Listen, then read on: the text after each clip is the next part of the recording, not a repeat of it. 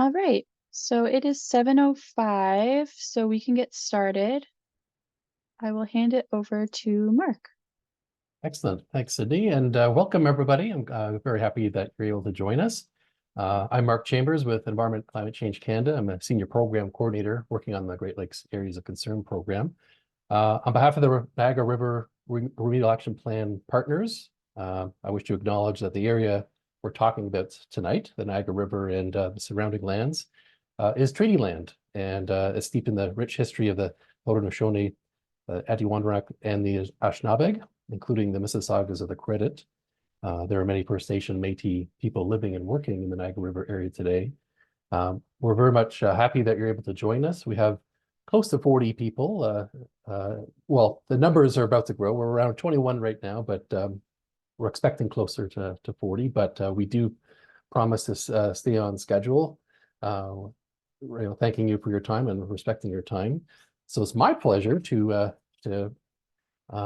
welcome everybody and to introduce the people you can see on the screen. Yep, thanks, Sydney. So I'm Mark Chambers with the federal government and Environment and Climate Change Canada. I work, my provincial counterpart is Melissa Lee with the Ministry of Environment, Conservation and Parks. She's a Great Lakes advisor with that ministry. Natalie Green, she's the manager of climate change and special programs at the Niagara Peninsula Conservation Authority, NPCA. And Sydney McIntyre is our new local Remedial Action Plan coordinator. So it's a pleasure to have Sydney join the team just a couple of months ago. And tonight we have two guest speakers, one with the Department of Fisheries and Oceans and one with Environment and Climate Change Canada. So happy to very much introduce Dr. Andrew Drake with the Department of Fisheries and Oceans. Andrew is a research scientist with the Great Lakes Laboratory for Fisheries and Aquatic Sciences with DFO, based out of Burlington, Ontario. Andrew conducts field and modeling research to better understand at-risk and invasive fishes in the Great Lakes Basin. Andrew's recent research has focused on population monitoring methods for threatened and endangered fishes listed under Canada's Species at Risk Act, and along with risk assessment approaches for invasive species and their pathways. So welcome, Andrew. And welcome Shane deSolla with Environment and Climate Change Canada. Shane is an ecotoxicologist with the department, with Environment and Climate Change Canada's Wildlife Toxicology Research Division, which is part of the Science and Technology branch that delivers Environment and Climate Change Canada's field and modeling research related to wildlife and landscapes. Shane has been the departmental science lead on matters involving toxicology within aquatic wildlife for a number of Great Lakes areas of concern, including the Niagara River. So welcome, Shane. I'm just going to go over a couple logistics. So everyone will remain muted during the duration of the webinar. That's just to avoid any static and any feedback. Please use the chat box at the bottom of your screen.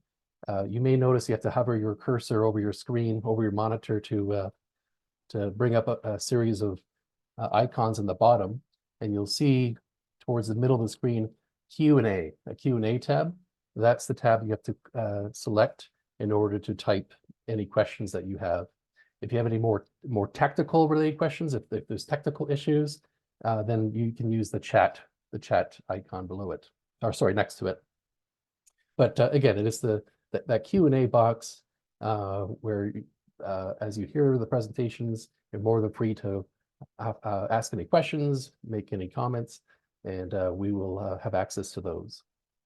The webinar is being recorded in case for those people who would like to see it afterwards. There may be a number of people who were unable to make it tonight. And so certainly we want to make this information available to a broader audience. So the session is being recorded and it will be posted on the website that we have indicated on the screen here.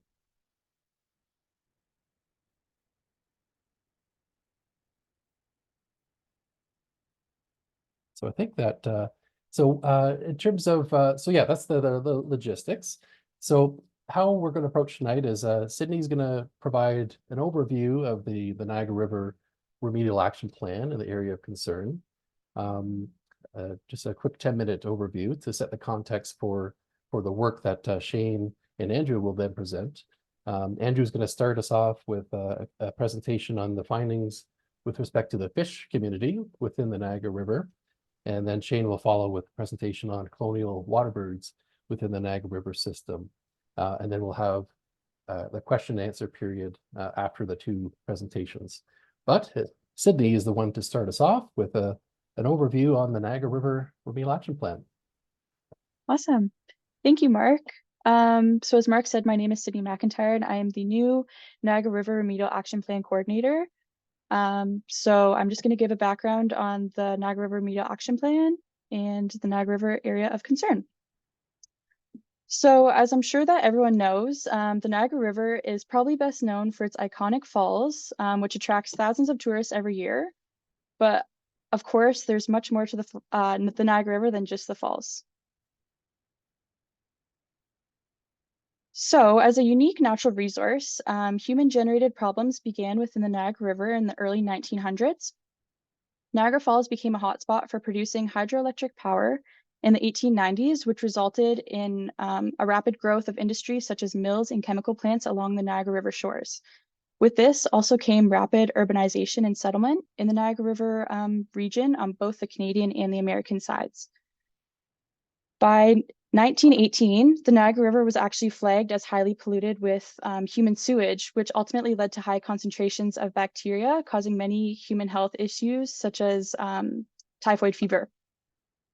So at this point, there was recognition for the need of remedial actions in the Niagara River, and we did start seeing the implementation of some solutions like water treatment plants. However, environmental problems persisted throughout the Great Lakes well into the 60s and 70s.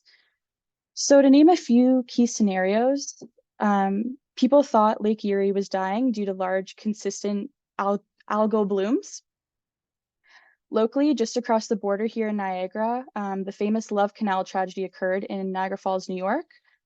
So anyone that's not familiar, that's essentially where residents were living on top of a historical chemical waste site.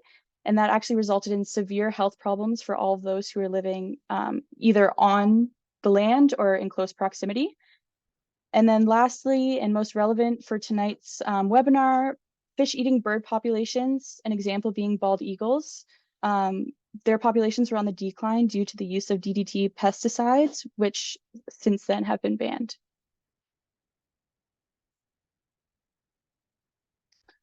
So these events became a real turning point that led to a lot of policy changes and actions within the Great Lakes Basin. In 1987, under the Great Lakes Water Quality Agreement, there was actually a call for the development of remedial action plans, or RAPs.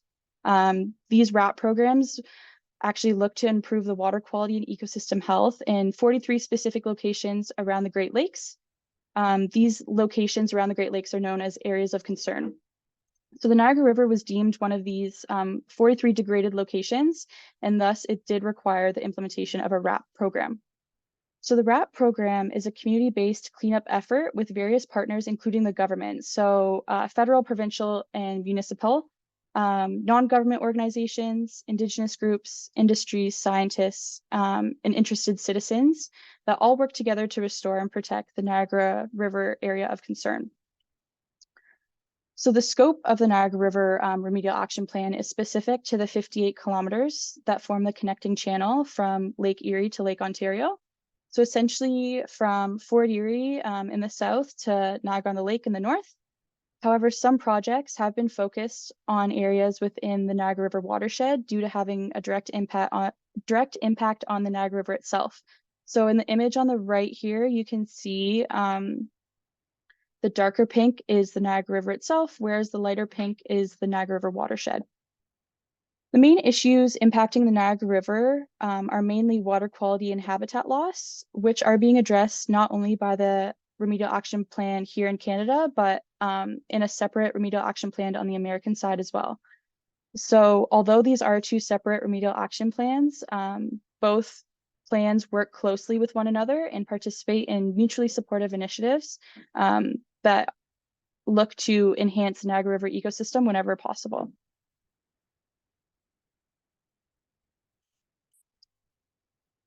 All right, so to keep track of these issues within the Niagara River, the Remedial Action Plan program tracks the status of 14 potential environmental challenges, which we call beneficial use impairments or BUIs. So as listed here, all BUIs are used to guide and inform actions toward the improvement of environmental, social, or recreational benefits of water.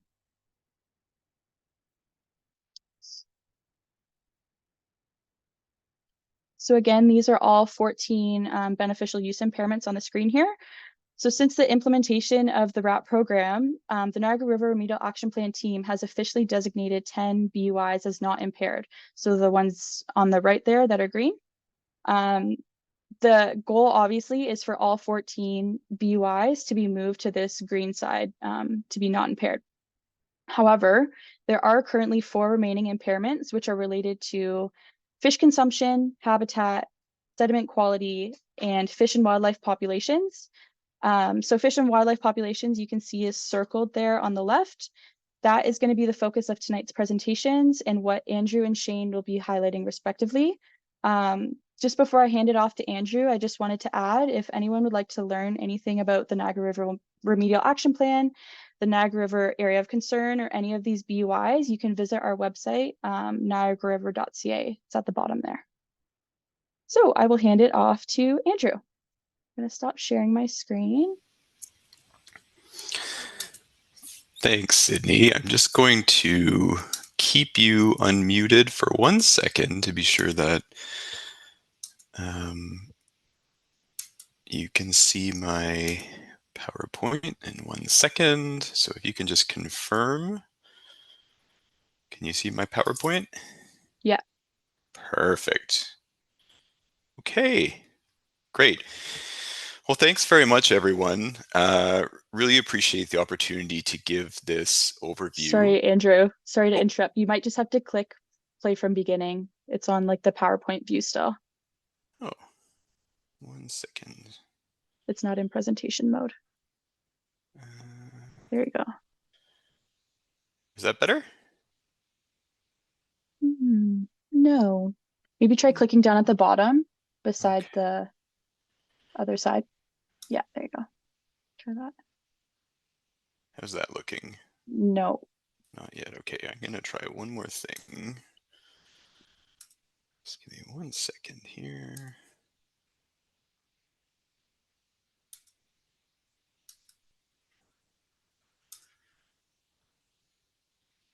Okay, how's that look? I don't see it. Not yet.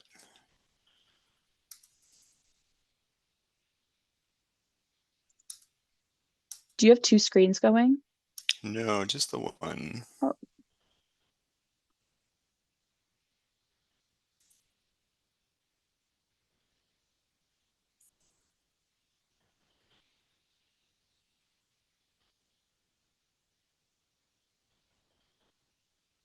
Still not showing up, eh, Sydney? No. Okay.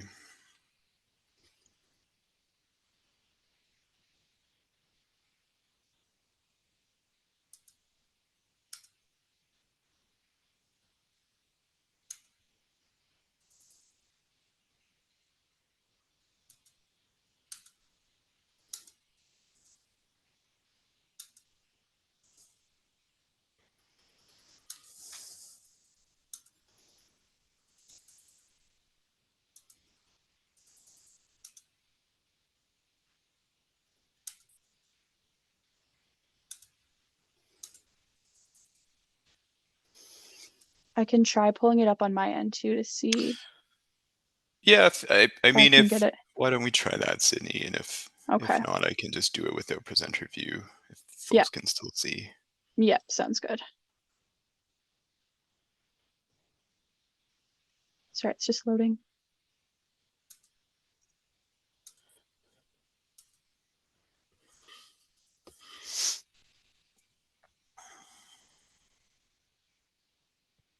Doesn't matter how many times we practice these things. There's always something tech. It's the nature of webinars. Yeah, all good. So I can share it this way. Oops. I don't know if this is any better.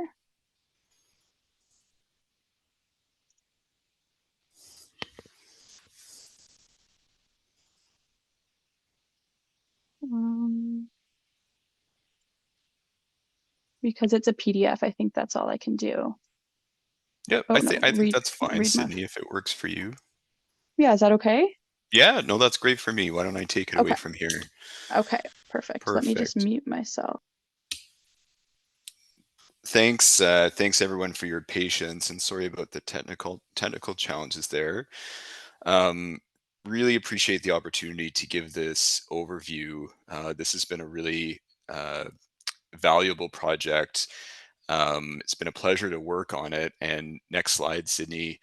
Before I start, I really just want to thank just a whole team of people that were instrumental in completing this work. First and foremost, my research lab at Fisheries and Oceans Canada, Robin Gaspardi and Jason Barnus, but also a whole team of summer students and seasonal technicians that helped do the actual field work on this project as well. Natalie Green from Niagara Peninsula Conservation Authority has been just a super champion of this work. Mark Chambers from Environment and Climate Change Canada, and Tom McDougall and Stephen Mark Levitz. So as much as I get to present the work today, please recognize that this very much has been a team effort. Next slide. So what is the problem that we set out to understand here? Well, as Sydney talked about in her introduction, there was obviously a long history of industrial development and related environmental issues in the Niagara River watershed throughout the 1900s.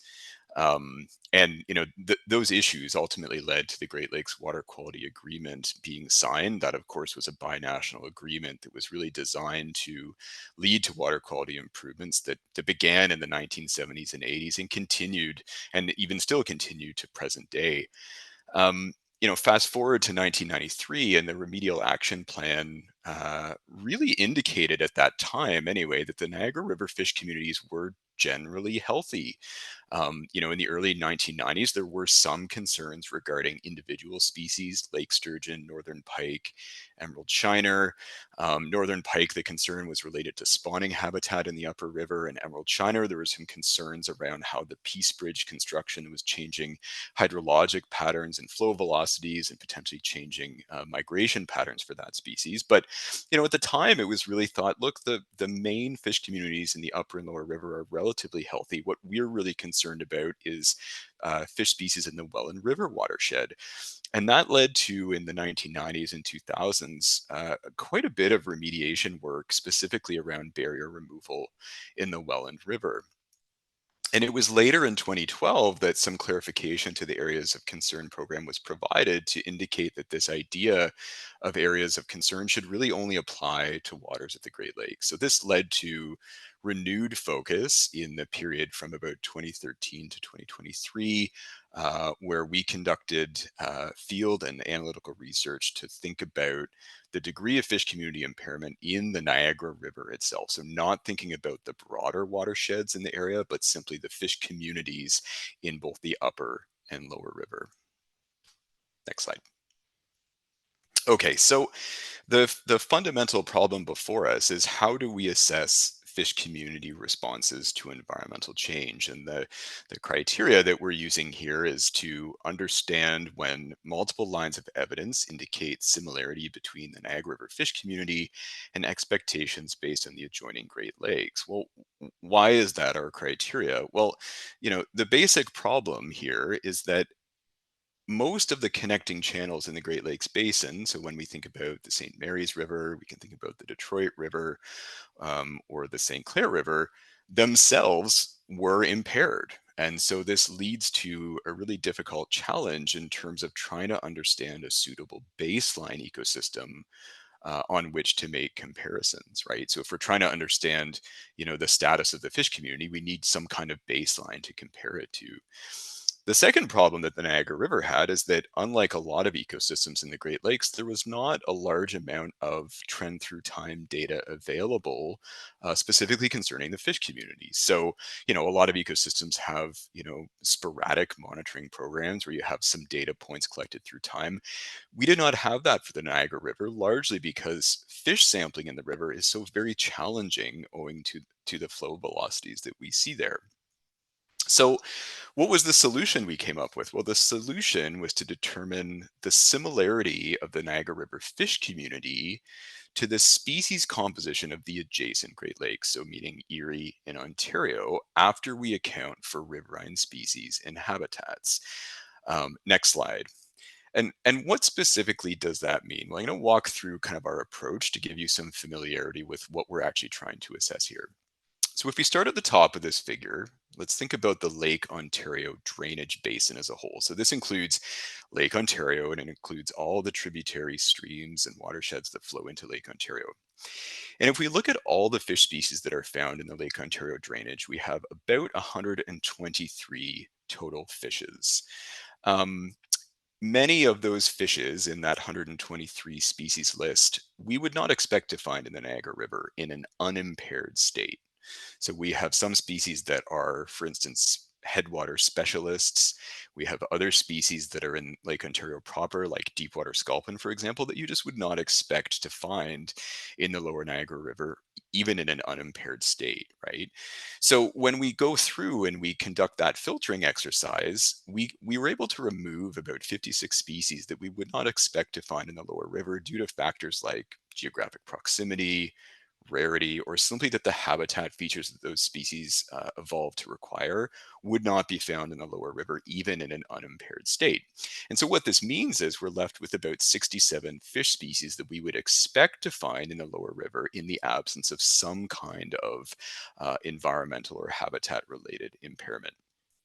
So we can do the same exercise for Lake Erie. So the Erie drainage has slightly more species, 134 in total. Of those 134, 60 of those species we would not expect to find in the upper river. I mean, some species in the Erie Basin are found in the extreme kind of southwestern part of the drainage. So they're simply not found in proximity to the Niagara, and not because of impairment reasons, simply because that's not where they've evolved. So that leaves us with 74 species that we would expect to find in the upper river. Next slide. Okay, so how then do we determine how many species are currently present within the Niagara River to start making some of these judgments? Well, our approach was a 3-year seasonal boat electrofishing survey using a 21-foot Smith Root boat electrofishing unit. And I have some pictures on the next slide that I'll go to in a second. This sampling initiative consisted of 10 index sites, so 6 in the upper river, 4 in the lower river, and each station was fished with 2 different 500-meter transects.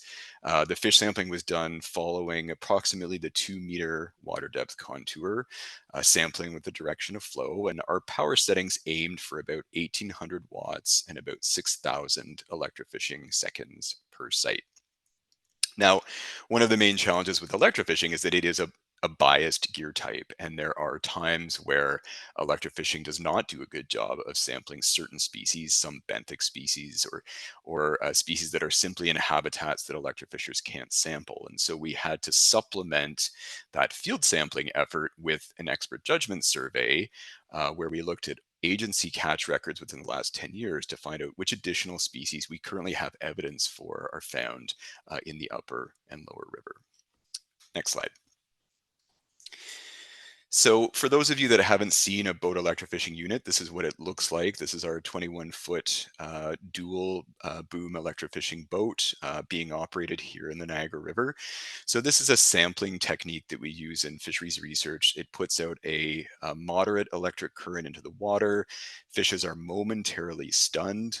If operated properly, it has an extremely low injury and mortality rate. So the vast majority of fish species we captured for this work were released unharmed. Next slide. So what did we do following the capture of fishes at a given site? Well, we processed our entire catch. So we identified all captured species to the species level, or at least the nearest level of reasonable taxonomic resolution. There were some cases where we had hybrids, or, in some cases we had very small juveniles that can't be identified to the species level. At every site, we took vouchers, meaning either a physical fish specimen was retained and then identified later at the lab to confirm our identities in the field, or we just took digital photographs. So here you can see some examples of digital photographs for fish species that were captured. We then took total count per species and minimum and maximum total length per site. And as I mentioned, the majority of these were released unharmed. Next slide. Okay, so what were our overall results like? Well, over the entire 3-year sampling initiative, and as a reminder, this is spring, summer, and fall electrofishing, we caught just over 40,000 individual fishes, 65 species in total. So an incredible fish species richness found throughout this sampling initiative. Our total electrofishing effort was 500,000 seconds. That's about 139 hours of electrofishing sampling combined between the upper and lower river over that 3-year time span. And we found that 3 species represented the majority of our catch. So white sucker, emerald shiner, and yellow perch accounted for about 60% of our total catch by bulk abundance. Next slide. Okay, so drilling down into the results in a bit more detail. So if we look at the upper river community results here, what I have on the slide is what's called a rank abundance plot. So on the x-axis, the horizontal axis, I just have the names of different fish species. And then on the y-axis or the vertical axis, I just have aggregate catch. So the pooled total abundance of these fishes throughout the 3-year sampling initiative. And what you can see with this plot is, this is a very standard result for most fish community sampling, where you have a really skewed distribution. You have a few species towards the left that support the bulk of relative abundance, and then you have many species that are found in much lower abundance, and oftentimes only a few members that have been detected in the community. And that's not a bad thing. That's a fairly typical pattern that we see when we conduct fish community sampling. So here in the upper river, we found that our catch was dominated by species like yellow perch, white sucker, emerald shiner, and gizzard shad. And then we had infrequent captures of species that you may not have heard of before, things like banded killifish, quillback, and green sunfish. So altogether, the sampling program documented 60 different species. We supplemented that with 10 agency records of additional species that we did not catch through electrofishing, but we know are present in the river based on other sampling programs. And so that gave us 70 observed species in the upper river, which is just a tremendous richness. Next slide. So these are just some examples of species that we found in the upper river. This is a brown bullhead, a fairly common community member. It has an important role of transferring energy from the benthic ecosystem to some of the non-benthic ecosystems. So it's a fairly generalist feeder and tends to be found in some of the areas that have kind of a silt or detritus bottom, and typically found in association with aquatic vegetation. Next slide. This is a bowfin. So this is a species that typically relies very heavily on aquatic vegetation. So again, captured in the upper river. Bowfin are very unique in that if and when they encounter periods of low oxygen, they can actually gulp or assimilate atmospheric oxygen based on their primitive breathing apparatus. So they have a tremendous ability to cope with environmental change. Next slide. Here we have a rock bass. So again, rock bass, a very common warm water species across Ontario. We had a variety of centrarchids or sunfishes captured in the upper river survey, and this is just one of many examples of the different sunfish species that we found in the upper river. Next slide. And here we have a species called rudd. Rudd is an invasive fish that's been spreading throughout the north shore of Lake Erie. Not necessarily a sign at all that the Niagara River is particularly hospitable to rudd, but simply that the species is making its way across the north shore of Lake Erie and through some of the connecting channels. Next slide. Okay, so moving on to the lower river fish community results. So here we have the same type of plot where on the horizontal axis we have the list of fish species that we captured, and on the y-axis we have aggregate catch, or the total abundance of these species over the entire 3-year sampling period.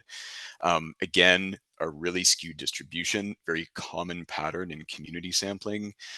So common species here: yellow perch, white sucker, emerald shiner, gizzard shad, and then infrequent species, again, things like banded killifish, green sunfish, log perch, spotfin shiner, black crappie, etc. So a very long right tail on that distribution, signifying species that are present but are just found in lower abundance. So in total here, we had 58 captured fish species, and then we supplemented that with 7 agency record species like lake sturgeon that are hard to catch with our boat electrofishing unit. Next slide. Okay, so some examples of species that we captured in our lower river survey. This is a juvenile muskellunge. So if there are any anglers on the call, you'll be familiar with muskie or muskellunge. We captured an array of sizes throughout the lower river. This is just an example of a small individual. And obviously this is one of several examples of a top predator that's found in the lower river fish community. Next slide. Here we have a golden red horse. So this is a member of the sucker family. Most people are familiar with more common members of the sucker family like white sucker, but this red horse subgroup has a variety of species in Ontario that are not very frequently seen by the public. They often require higher water quality than other common sucker species like white sucker and long-nosed sucker. Next slide.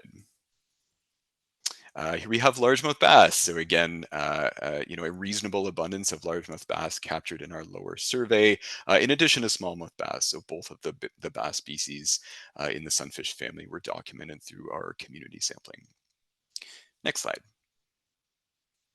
And here we have white sucker. So I mentioned a lot of our biomass in the lower river survey was from a few species, this being one of those species. So white sucker being a very important forage species for some of our larger fish predators in the ecosystem. Next slide. Okay, so after all of this sampling that we did and the work to fill in the gaps, so to speak, with additional agency records, what can we conclude about our fish communities of the upper and lower Niagara River, and how do they relate to what we might expect based on the species pools that are found in Lake Ontario and Lake Erie? Well, as a reminder, in Lake Ontario, there are 123 total fish species, and of those 123, we expected to find 67 species in the lower river. Of the expected species list, 65 species were detected through our sampling and through our agency records. That is a very high similarity value. So the conclusion here is that our observed species are very similar to those that we expected to detect if the Niagara River was in an unimpaired state, meaning that the full diversity of Lake Ontario fishes that we might expect in the river are currently present there based on this 3-year sampling initiative. Similarly, if we go to the Lake Erie drainage, as a reminder, 134 total species in the drainage as a whole. Of that, 74 species were expected in the upper river.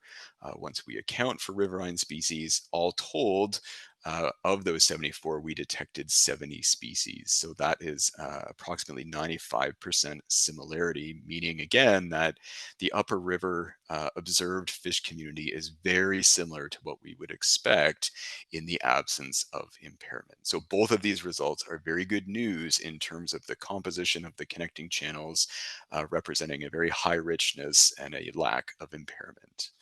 Next slide. So what can we conclude? Well, overall, the Niagara River had very high fish species compositional similarity with adjacent Great Lakes fish communities once we accounted for the types of riverine species that we would actually expect to find in the connecting channels. And this high compositional similarity likely indicates that we also have high trophic and functional similarity relative to the Great Lakes, meaning that the species list that we find in the systems means that they are functioning largely in the same way that we're seeing Great Lakes fish communities function in, again, once we account for those riverine differences. The quote-unquote missing species, so again, high compositional similarity, but not perfect compositional similarity, there were some species that we did not detect that we expected to find. And those undetected species are almost certainly the result of what we'll call sampling challenges. So if you look at that list of species, things like silver lamprey, brindled mad tom, black-side darter, and tube-nosed goby, those are all benthic species, meaning found in the bottom of the ecosystem and very difficult to detect with electrofishing methods and other gears in the fast currents of the Niagara River. Another interesting result is that the total number of detected species was actually greater than those that we expected. So, what I didn't get into in terms of the results, we had an additional number of species. And so if you read the report, you'll see that our observed species is actually higher than expected. And the reason for that is we had some species that we certainly did not expect to find in the river that were simply passing through. Species like lake whitefish, stone cat, bigmouth buffalo, central stone roller, among others. I think those species would be very unlikely to use the Niagara River throughout the year, but the fact that they were present kind of just signifies the diversity of habitats there that can support different life history processes of fishes. And a final point I'll make is that this analysis does not account for relative abundance patterns. So we're not looking at things like biomass and fish production. And the reason for that is this lack of historical baseline made that type of analysis very challenging. But nonetheless, the high community similarity is a really promising result. Next slide.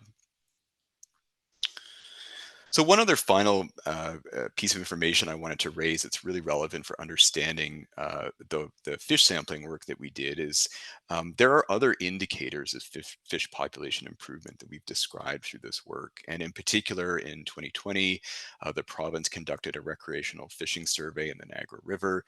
The overall conclusion of that survey is that the Niagara River supports provincially valuable fisheries. And in particular, when we think about smallmouth bass in the upper river, rainbow trout and lake trout in the lower river, the catches in those fisheries are 2 times or more greater than neighboring water bodies. So really signifying the production potential and the angler catch success associated with those species. In addition, we see that walleye catches in the upper river are similar to those seen in Lake Erie's eastern basin and the Bay of Quinte, which is a really remarkable result. As well, the collective muskellunge catches throughout the river were similar to muskellunge fisheries that are being tracked in the Detroit River and Lake St. Francis. So again, another line of evidence, but certainly speaks to the production potential of different sport fishes and angler catches of those species. Next slide. So with that, I just really like to thank everyone for your attention. Apologies again for the technical difficulties at the beginning. I'm always really happy to speak about this work either later today in the webinar, or if you have additional questions, please feel free to send me an email. Thanks very much. Excellent. Thank you, Andrew. That's great. And then just a reminder, we're going to have Shane present his talk now on the colonial waterbird study. But if you do have a thought, a question on your mind right now for Andrew, feel free to type it into the Q&A session. We'll get to it after Shane's talk, but if it's on your mind now, you want to type it in, please feel free to do so. So Shane is going to present on his colonial waterbird study. Great, thank you, Shane. Yeah, and that's coming in clear, nice and the full slide. So Shane, over to you. All right, can you hear me? Yes, we can. Okay, let me know if I go too fast or whatnot. Well, thanks for having me here. First of all, I just wanted to point out that this presentation was largely based upon the report that Kim Hughes, who's the president of the Broadway Biological Consulting, sort of put together. And so most of his work is just sort of summarizing what's actually in the report. I'm just the one sort of giving it out. Why is it not? Okay, there we go.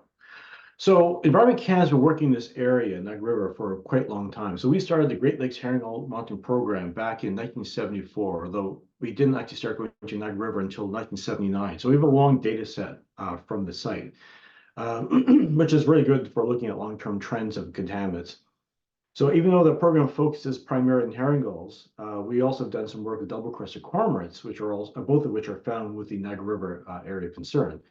And the handy species, because both of them are found throughout all the Great Lakes and elsewhere. So we actually have a lot of data, especially with herring gulls to compare with across the Great Lakes. Now, we sort of targeted both species for slightly different reasons. Both are the top of the food chain, so both are piscivores. However, double-crested cormorants are obligate piscivores, whereas gulls a little bit more Catholic in their diet. They like fish, but they'll eat other things as well, occasionally on terrestrial environment. But most time, gulls are actually feeding from the aquatic ecosystem. And so they're actually pretty handy for looking at contaminant conditions within the area of concern. As I said, we have a lot of data going back to the 1970s for herring gulls, not quite so long for the double-crested cormorants, but still a lot of history there. So we have a lot of comparative data to look at. So for our assessment for the wildlife part of this beneficial use impairment, we have two main components. The first one is the use of artificial incubation of cormorant eggs. So we actually went out to the site, took some cormorant eggs from the wild and brought in the lab, and we incubated them to look at embryonic viability. In other words, do the eggs actually hatch? And deformities. In other words, do the embryos develop normally? Both of these can be affected by contaminants like PCBs or dioxins or whatnot. And the other thing is, because we have such a long data set, especially for herring gulls, we're able to look at two types of trends of contaminants within the AOC relative to other places. One is that we can compare it to everywhere else there in the Great Lakes, but we also, of course, compare it to these reference sites, which I'll talk to you about in a bit. And also, we can look at temporal trends. Are the contaminant levels going down? If so, by how much? And furthermore, based upon the egg burdens, we can compare those concentrations with thresholds which are associated with toxicity, such as poor hatch success, increased deformities, that sort of thing. And so if the levels of contaminants are above those thresholds and we have a problem, if they're below the thresholds, it's not much of the problem. And we also are hoping that contaminant levels are actually sort of dropping over time. So to focus on the first part, artificial incubation, we went out to the sites to get cormorant eggs to bring back in the lab.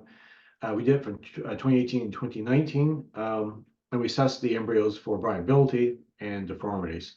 Now, the nice thing is that we've done this work at many other AOCs, including Hamilton Harbor, Thunder Bay, and St. Mary's River. So we also have data from other sites which to compare to see if our reference sites are actually sort of working like we're hoping to. Now, in terms of the temporal trends, as already mentioned, for the Great Lakes Herring Gull Mountain Program, we have data going back to 1979, so we have a pretty long sort of timeline. Unfortunately, we had a little bit of technical difficulties, like we always, technical difficulties always sort of pop up. For those in the audience who remember, in the late 2010s, we actually had really high water levels. So what we actually do, this is really exciting, at least I like it, we actually go in a helicopter and we land about 800 meters from the falls itself. At night, they draw away the water from the actual river itself for energy production. And that lowers the level of the Niagara River. And this little island sort of opens up, and we land a helicopter on it, and we rush out at like 6:30 in the morning to go to this gull colony, which you can see the top picture. You can see that's where the gulls and cormorants are. We grab the eggs and we get off the island before 8, because at 8 o'clock, the water levels rise up again because they release water so that the tourists can actually watch it. Unfortunately, in late 2010s, the water levels are so high, the island never actually appeared. We couldn't actually land.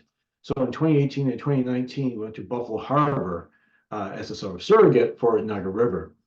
And then we stopped briefly because of COVID. It happened for 2 years. We're not outside, and we had some other issues. But I actually went back there just a few weeks ago. We landed again at Niagara River. So there's still gulls there, which is good. In any case, the eggs of both the cormorants and the gulls reflect sort of local environmental conditions in the area of concern. Then we have foraging ranges so far. And the other thing, both cormorants and gulls are known as income breeders. So most of the energy they put in the eggs is from the recent diet, as opposed to the long-term body sort of like energy sources. So the contaminant levels in your eggs tend to reflect where they're actually breeding, as opposed to where they're overwintering. Anyway, this allows us to look at long-term contaminant trends in gulls, which you'll see in a little bit. Anyway, as I was saying before, we collected gull eggs and cormorant eggs in 2018 and 2019 to look at contaminants, and we compared these contaminants in these eggs with reference sites upstream. You can see in the map here, we got Wessel Rocks, which is right by the falls itself, and Buffalo Harbor, which was the temporary sort of alternative for a while when we couldn't land. And then the reference sites are in Port Colborne and Mohawk Island, both of which are upstream in Lake Erie. So for herring gull eggs, we actually got it from both Port Colborne and Mohawk Island, whereas for cormorants, only have it from Port Colborne. So here's our data from artificial incubation, where we actually took these eggs into the lab and raised them to see if they would hatch and if they were deformed or not. And well, basically what we found is that the viability was fairly high. It ranged between 8% at the reference site and 85% at Buffalo Harbor. And we had very few deformities. So they're either like 4% for Buffalo Harbor or 0% for Mohawk Island, which are both very low. So we actually had no differences in deformities between the Buffalo Harbor and Mohawk Island, and there's no differences in viability. And even though it was, viability slightly higher at the AOC site as opposed to the Mohawk Island. So our conclusion is that egg viability in cormorants was considered to be not impaired because there really was very low deformity rates and the eggs hatched very well. Looking at temporal trends of contaminants, we were looking at things like PCBs, organic pesticides such as DDT, Mirex, Chloridane, and a bunch of other ones, and also mercury. We're not showing all that data. We're just show the main ones. But going back to 1979, we see a very large decline in contaminants. This graph here just shows PCBs, but for most other contaminants, except for mercury, we see the same sort of trend where you have this huge drop from the levels in the late 1970s, early 1980s, where the levels were very high back then. Although since about 2000, the levels of PCBs kind of flatlined. They haven't really gone down a whole lot since then. It's sort of been rather stable. And looking at, if you see those two stars you see in that graph, those are the 2 years we got from Buffalo Harbor as opposed to Wessel Rocks, which is on Niagara itself. And the levels in Buffalo Harbor are pretty much the same what we had from before the last, basically 20 years. So they're very comparable in Buffalo Harbor versus Wessel Rocks. Oh, I forgot about the animation. Look for mercury, it's similar, but slightly different sort of trend. While the levels initially seem to have declined from 1979, depending on what sort of time frame looking at, they're either remained pretty stable from the late 1990s onwards, or if you actually just look at from about 1905 onward, concentrations of mercury have actually gone up ever so slightly. This is not unique actually to Niagara River. You see the same sort of thing just downstream of the Detroit River. So we have a couple sites there, Fighting Island and Middle Island, which is both of them are in Western Lake Erie. And we see the same sort of trend where mercury levels initially sort of dropped and then flatlined or actually gone up a little bit. We're not really sure why mercury is going up. We think it might have been from resuspension from dredging of highly contaminated sediment in the Detroit River. But not entirely sure. But the point is that we see this both in Niagara River as well as Western Lake Erie. So this is not a Niagara River specific issue. It's a Lake Erie issue in terms of the flatlining and maybe a slight increase of mercury. But generally speaking, mercury levels have been fairly stable since the late or mid 1990s. Now, if you compare the contaminants in the eggs from Buffalo Harbor versus the reference site in Port Colborne or Mohawk Island, what you can see is that generally speaking, the levels are pretty much identical. There's really no differences in PCB levels between Buffalo Harbor and the reference sites. I mean, it looks slightly higher in the graph for Buffalo Harbor, but there is no significant difference. And this is really true for most other contaminants. For the OC pesticides, such as DDT, or flame retardants, such as polyborate diphenyl ethers, same sort of thing. There's really not much difference between the reference sites and the AOC. For mercury, is slightly different. We see, at least for the herring gulls, slightly higher concentration in Buffalo Harbor and compared to Port Colborne and Mohawk Island. But you can see from the graph, the difference is like really small. We're not talking about highly elevated. It's only sort of marginally higher. And for cormorants, we didn't see any difference whatsoever. But what's really more important about mercury, though, is not so much the differences among sites, which are very slight, if there are any. is that they're quite a well below the threshold concentration associated with population level effects, that is a lack of hatch success or deformities or whatnot. So the levels are so low that we do not actually anticipate any sort of toxicity of mercury in these birds to the developing embryo. So overall, we found that the egg viability was similar between the different sites for the AOC site versus the upstream reference site for the double-crested cormorants from the incubation. And looking at temporal trends, if you look at really long-term, most contaminants have actually gone down quite a bit, although they have sort of stabilized in the last 20 years, but that's not that unusual. We see the same sort of thing in Western Lake Erie, where concentration of PCBs haven't really gone away or haven't gone down since about 2000 or so. So it's just been sort of like the same year after year. So again, in that sense, Niagara River AOC is not any different than basically everywhere upstream. Anyway, in most cases, the majority of contaminants concentrations in the eggs within the AOC versus reference sites are about the same.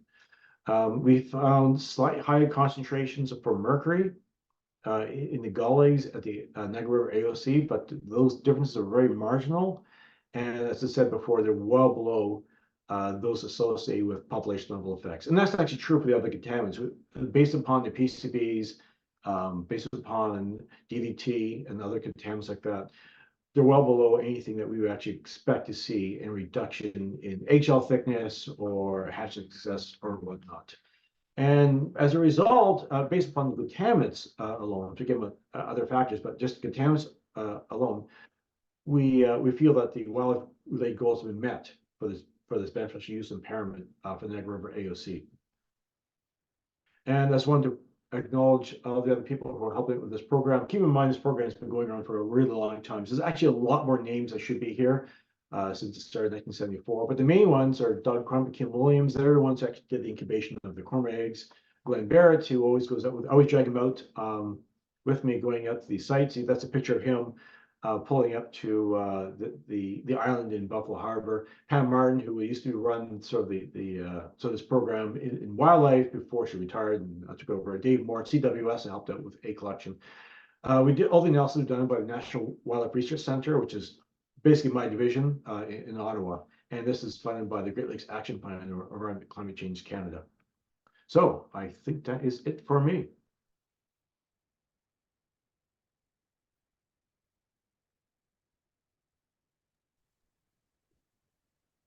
Awesome. I'm just going to reshare my screen here, and Melissa is going to take over. Yes, can you hear me?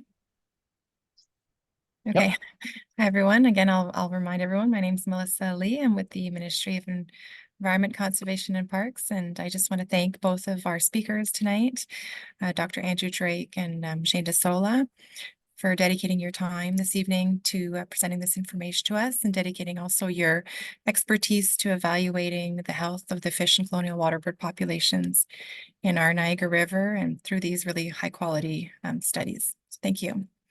And as you, our listeners, have come to learn, these are two key studies presented by their authors and their organizations, which provide the scientific basis for the recommendation to officially change the status of the degradation of fish and wildlife populations beneficial use impairment to not impaired. I'll also mention here, and I'll mention it again at the end of our webinar tonight, that this is a status assessment or the status assessment report, and including these two studies that were presented are posted on the web page that is linked. So now we'll enter our moderated question and answer period. But I'm noticing that we did not receive any questions in the question and answer box. So you still have some time if you'd like to pop some questions in there. We have until 8:30.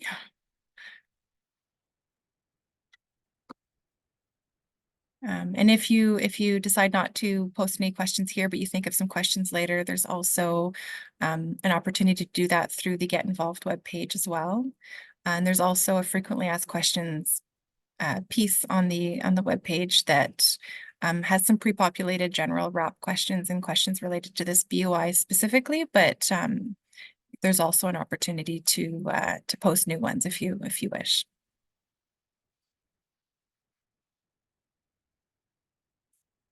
And I do see that Natalie's posted in the chat another reminder, and I'll read it aloud. Oh, okay, 1 second.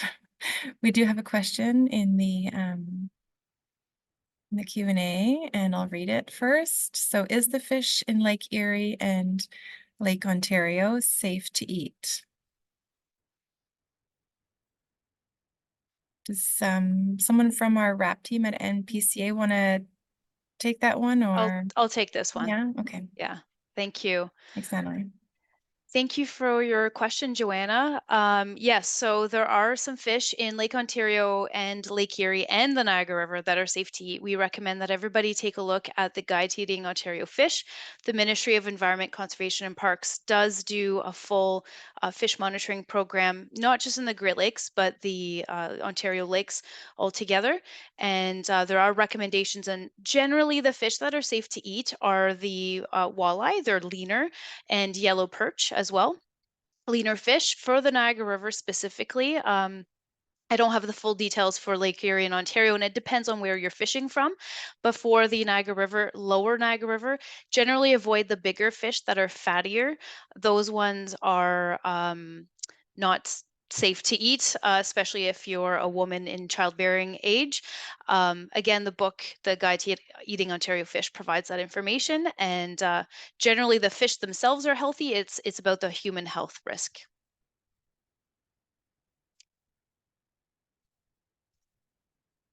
Okay, thank you, Natalie, and thank you, Joanna, for your question. Okay, so the next question comes from Kristen. Can you speak about the fish and wildlife habitat work? Is it also not impaired now? Sidi, do you want to take that one? Sure. So this BUI is specific to the fish and colonial waterbird populations. Obviously, the habitat does affect this BUI. As of right now, our habitat BUI is still impaired. However, we have gone through multiple restoration projects, and we are in the process of, once this BUI is complete, we will move on to that BUI and start the assessment process there and accumulate all of our findings. So we have met all of our goals. It is next on the list. We just only do one BUI at a time. I'll add to Sydney's response as well. If anybody's interested in the habitat work that we've been undertaking since about 2016 or so, we do have a webpage. I'll put the link in the chat as well. There's a video, some great pictures, and it's really focused on the binational efforts for habitat restoration. So I'll pop that in the chat as well. Thank you for adding that. And I also just added to Joanna's question the link to the Guide to Eating Ontario Fish. Okay, next question comes from Mary. You mentioned fish abundance was not assessed due to the lack of historic data. I'm curious if you did assess abundance and population stability in the more recent surveys. So I guess it's a question for Andrew. Yeah, thanks. So we recorded all of our raw abundance measures when we did our fish sampling. The reason we didn't analyze abundance is simply because there's really no reasonable kind of comparison to evaluate those abundance values against. So, if we had gone through and created abundance estimates or even relative abundance or kind of catch per unit effort values, for the purposes of the BUI work, it's really tough to know what those abundance values mean. Certainly, though, we have reported on those in the underlying report, and I would encourage you to take a look there. There are relative abundance values throughout, so you can make comparisons between the relative abundance of one species, upper versus lower, or spring versus fall, more so out of interest to see like what those relative abundance patterns are within the river. But the reason we didn't do that is simply because for the purpose of informing the BUI, it was less important than this overall idea of which species are actually present. Okay, thank you, Andrew. And so that is all the questions. So there's still some time if you'd like to add some questions to the Q&A. Oh, one more has just come through. Okay, David asks, the PCB levels and mercury levels found in your study reflect the same trend in Toronto's area of concern. PFAS and the list of forever chemicals, were they tested for, and is there any understanding of how they affect the bird and fish populations?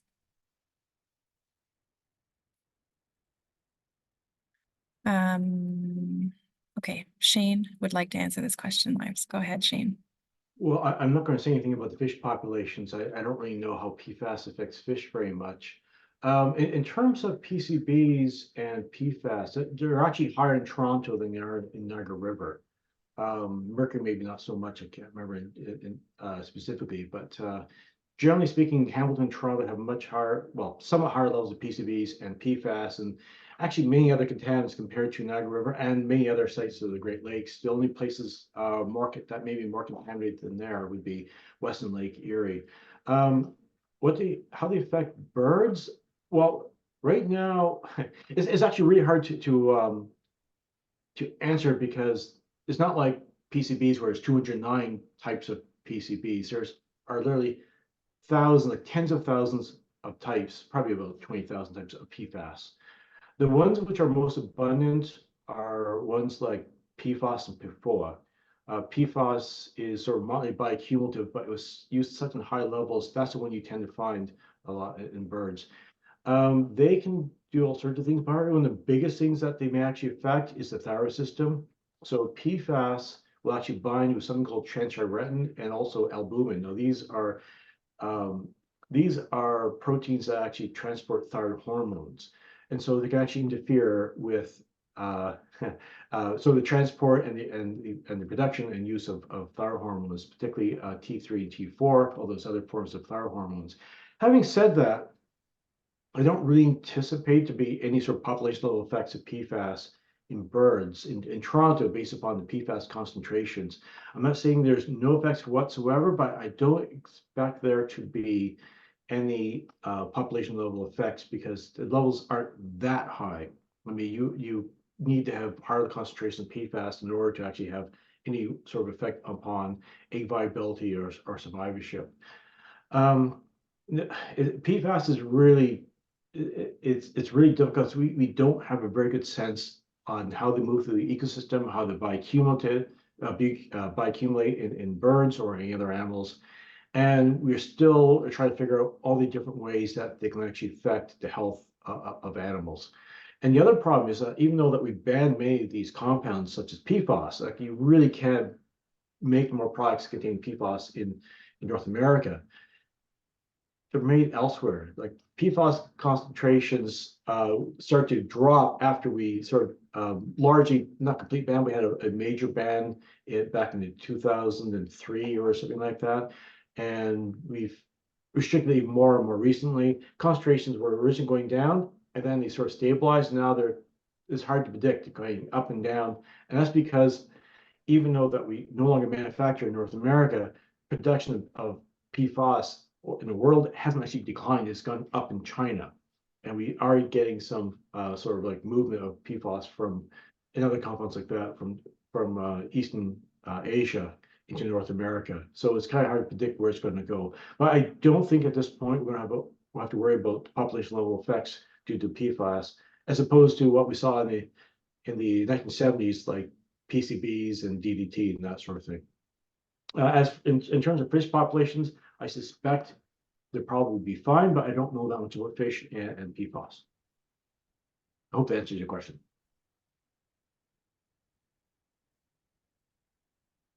Thanks, Shane. Anything to add, Andrew, related to population level effects of these chemicals, or is that outside of? Certainly well outside of my expertise. I mean, I would have kind of the same answer as Shane, and that like when we think about the effect of these chemicals, some of them can cause cellular effects that if those are great enough, we could see population level effects. Certainly in the survey work that we did not detect any of the, typical deformities that you might expect. Again, we were not setting out to do that though, and I would really defer to an expert on fish contaminants to really try and answer that question. I think I just want to join in as well. Just an important distinction for the remedial action plan is that the focus of our studies have been on legacy contaminants and legacy issues throughout the areas of concern, and following the trends of the problems that were happening back in the 70s. Though there are existing programs that do focus on those emerging contaminants, and the report, if you direct yourself to the report, there is a whole section that describe some of the other existing monitoring programs that might monitor some of those new and emerging concerns. Also on our website, we do highlight the Niagara River Toxics Management Plan program, which is somewhat of a sister program to the Remedial Action Plan. And it is really focused on measuring and monitoring those contaminants entering and leaving the Niagara River. So it's a slightly different program for different purposes. And as both Shane and Andrew noted, um, the, right now the studies that we have conducted didn't show any type of community or population level impacts, despite there being some of those emerging contaminants in the water. So one more thing, just to actually add to what Natalie just said. Most AOCs tend to have very high levels of PCBs, pesticides, or metals. It varies with AOC. That's not necessarily true with PFAS or PFAS in general. Some of the highest concentrations of PFAS in Ontario are not anywhere near areas of concern. So it's not really associated all that well with AOCs. Airports is where you tend to find them. Okay, thanks everyone. So that is the end of our questions. Oh, 1 second. Okay, so no, there's just a comment from David who asked the PFAS question to say thank you for the presentations, that they were very informative. And thank you, David, for your question. Okay, so I think we'll say that's concluded. If something does come in and during the last slide, we'll get back to it, but we can, a few things. So Sydney, go to the last slide. Sure. Okay, so then this brings us to the end of our presentation and our webinar. So thank you everyone for joining us tonight and for your interest in this topic. The recording of the webinar will be made available and posted to the website. So please remember to visit the Get Involved page if you do want to provide any additional comments. Your feedback is welcome on the recommendation to change the status of the BOI to Not Impaired up until May 31st. And there will also be a survey that's sent out following this webinar to obtain your feedback about the webinar.